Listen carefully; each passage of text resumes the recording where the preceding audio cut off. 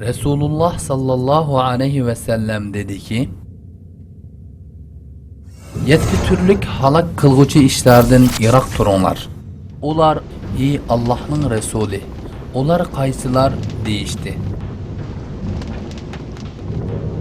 Peygamberimiz bununla cevaben, Allah'a şerik keltiriş, sihirgerlik kılış, ölümge hak bolgan kişilerden başka Allah men'i kılgan canğı zamin buluş, yani nahak adam öldürüş, ösüm yiyiş, yetimnin milini yiyiş, düşmenge hücum vaxtida arkasıga çekinip kaçış, ippetlik, hiçbir iştinin haberi yok ayallarga zina kıldı dep töhmet çaplaş, dep cevap verdi.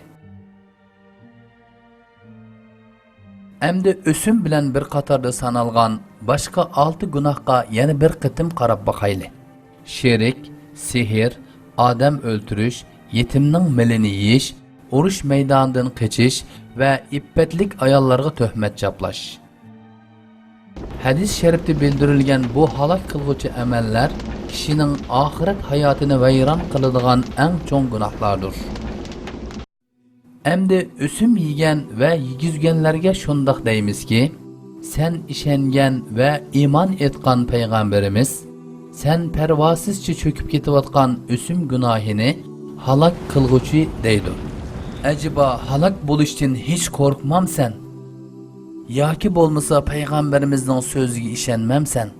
Yaki işensan mı kılmışlarının untulup getidiganlıkını, hesabının soralmaydiganlıkını oylam sen?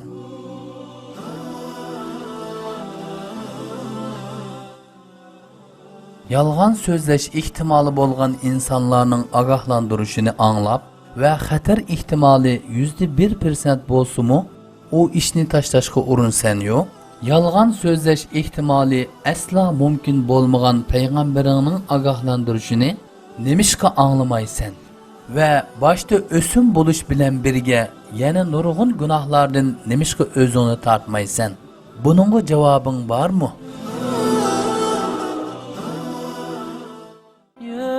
رجائي